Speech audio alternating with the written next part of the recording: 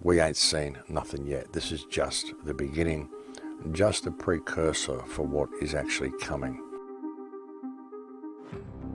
It's a 5-year plan. It runs from 2020 until March 31st, 2025, according to their own documents.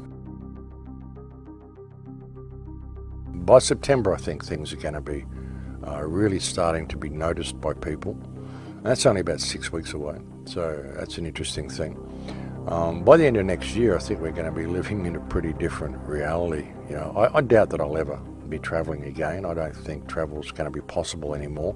I've been warning people. I've been saying, look, there's a train coming, and you know, you've got to get off the tracks. And you know, people are still on the tracks, still arguing about the shape of the tracks, whatever. And the train is hit now. So, you know, either we seize this opportunity to become free, or we face the reality that a lot of people simply aren't going to do it, which is why you need to have a plan B. And I'm not being defeatist through any of this, folks. I'm just, you know, looking out for myself and looking out for those who listen to this show. I think it's important that people do have a plan B, folks. It's all about the transformation ritual, folks. I just want you to cover your face and put yourself under house arrest. Cover your face, isolate yourself, wash your hands all the time.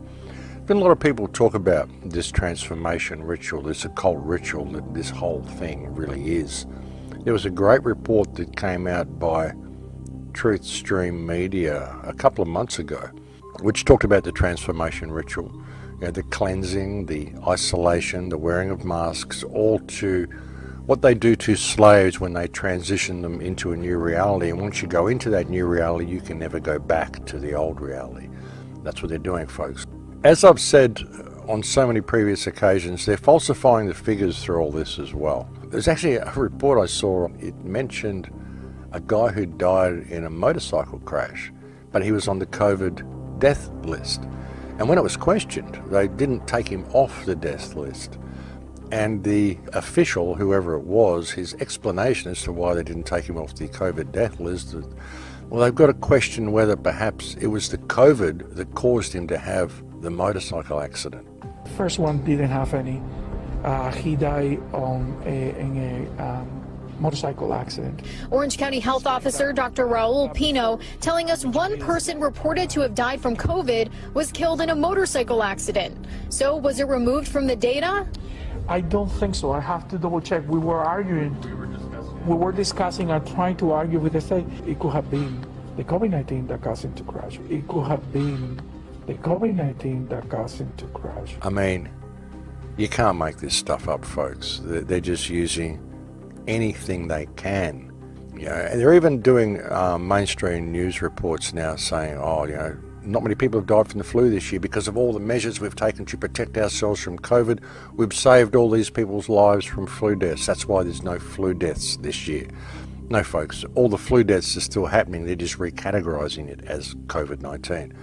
That's the way they do it, folks, and the way they've done with this motorcycle accident. And ignorance is a choice these days, folks. I mean, really, if people are not aware of the information out there and they're not aware of what's going on, really, it's their choice. You know, you've done your best. We've all done our best. And as important as it is to continue to attempt to wake people up, it's also important to look after yourself and to get yourself to high ground and to have a plan B in place. The sleeping masses will lead the rest of the people into the slaughter pit simply by matter of course, and we can sit there and pull at their hands and tug at their sleeves all we like, but eventually we'll just get dragged in there with it. That's the grim reality of the situation, folks. You know, you've got to have a plan B.